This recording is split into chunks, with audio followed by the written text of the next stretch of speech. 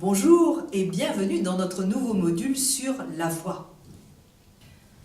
Alors la voix, qu'est-ce que c'est la voix? On s'est réveillé ce matin et puis dès qu'on se met à parler, eh bien la voix se met en route. Mais qu'est-ce que c'est que la voix?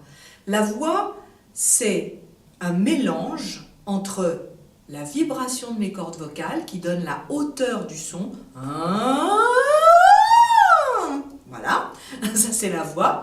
Et puis, s'il n'y avait que ça, il n'y aurait pas de sens et ça ne servira à rien de faire de la voix.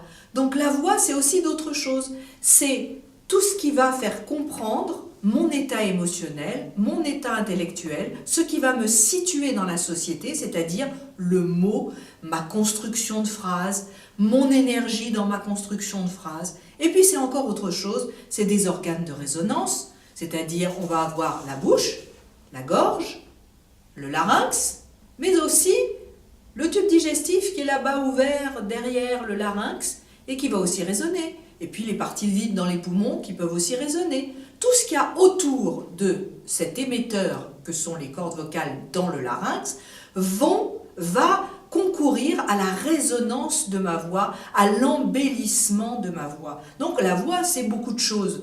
On a commencé à parler de ce que le cerveau pensait.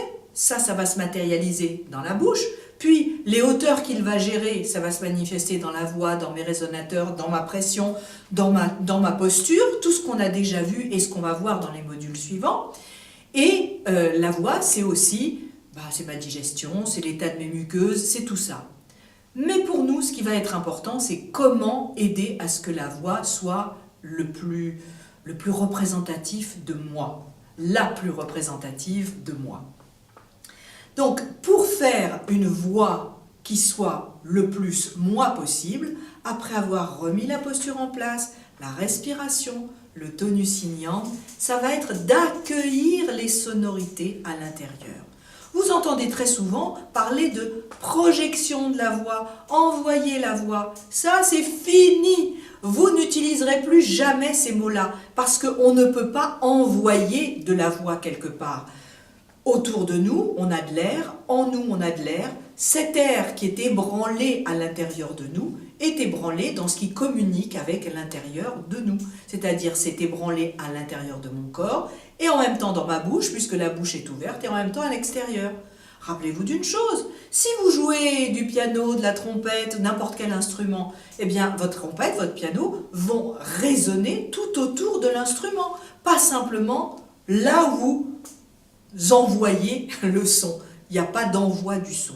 Donc, la voix, eh bien, pour pouvoir la travailler, je ne vais jamais penser à ce qui va dehors, je vais penser à ce qui va dedans. C'est-à-dire que ma voix vient occuper les espaces intérieurs pour résonner. À partir d'aujourd'hui, vous ne penserez plus projeter, vous penserez appeler, vous nourrir de votre voix.